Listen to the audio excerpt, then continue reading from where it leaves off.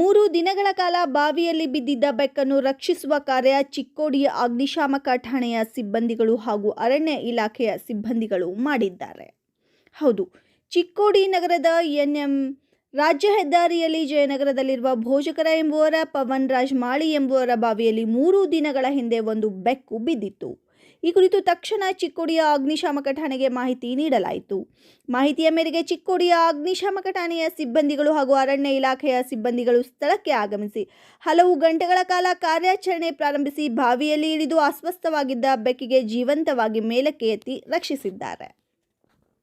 ಕಾರ್ಯಾಚರಣೆಯಲ್ಲಿ ಚಿಕ್ಕೋಡಿಯ ಅಗ್ನಿಶಾಮಕ ಠಾಣಾಧಿಕಾರಿ ಅನುರಾಗ್ ಬಿಎಲ್, ಅಗ್ನಿಶಾಮಕರಾದ ಬಸವರಾಜ್ ಕಾಂಬಳೆ, ಚಂದ್ರಕಾಂತ್ ಕೊಟ್ಟಗಿ, ಉಮೇಶ್ ನೆರ್ಲೇಕರ್, ಬಸವರಾಜ್ ಸದಲ್ಗೆ, ಅರಣ್ಯ ಇಲಾಖೆಯ ಅಡಿವೆಪ್ಪ ಪಾಟೀಲ್ ಸೇರಿದಂತೆ ಇನ್ನಿತರರು ಭಾಗಿಯಾಗಿದ್ದರು.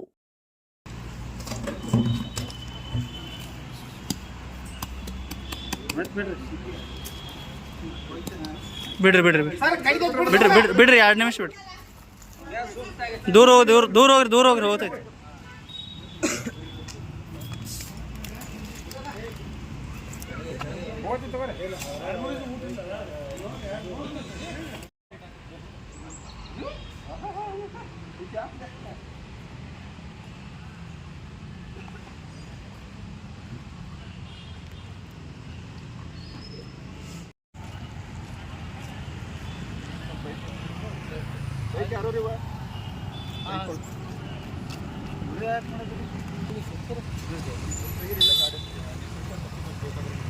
ಬೈಕ್ ತೆಗಿಲಿಲ್ಲ ಯಾರು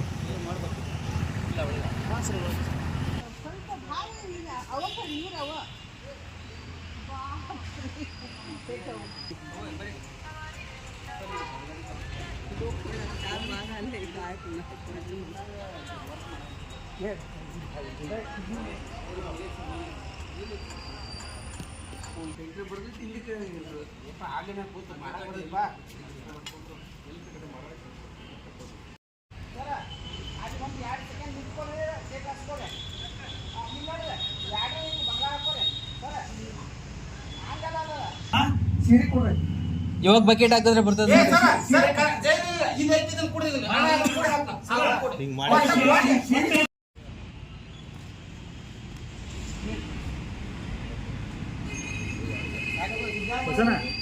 ಒಂದು ಕೆಲಸ ಮಾಡ